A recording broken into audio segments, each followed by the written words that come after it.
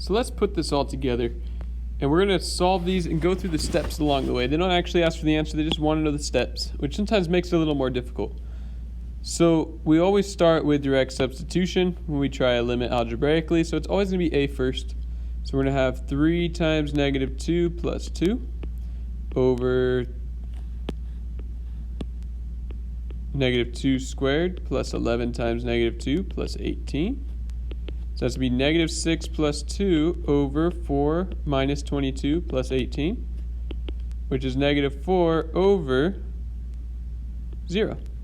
So this is going to be an asymptote, and that's it. The limit doesn't exist, which I'm looking here. Doesn't seem to be an option. So A and B, and that's it. Let's look at the next one. I think this one's going to take a little bit more work. So we're going to start with direct substitution. So I'll write an A here.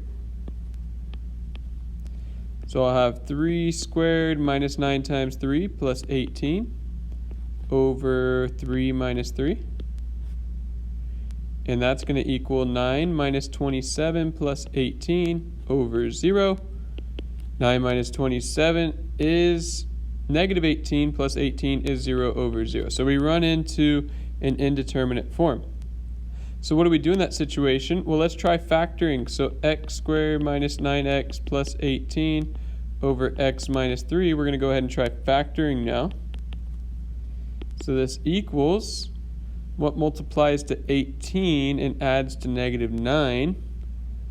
6 and 3. So x minus 6, x minus 3. And x minus 3. Cancel out the x minus 3's. We're left with x minus 6. So to evaluate, we're going to end up direct substitution again, just this time into the x minus 6.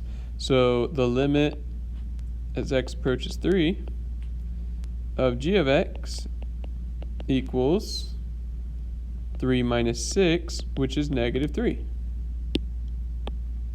So after that direct substitution, we end up with our limit. So we're going to put limit found. So let's just say we end up doing something that we get indeterminate form, and you can't factor or do anything like that, then we resort to the approximation. So if you have an indeterminate form like this, 0 over 0,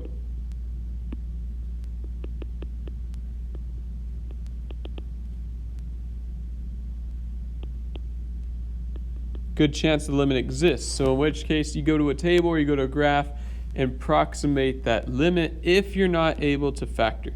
So if that was the case, like in one of your problems, if you can't factor, then just use approximation.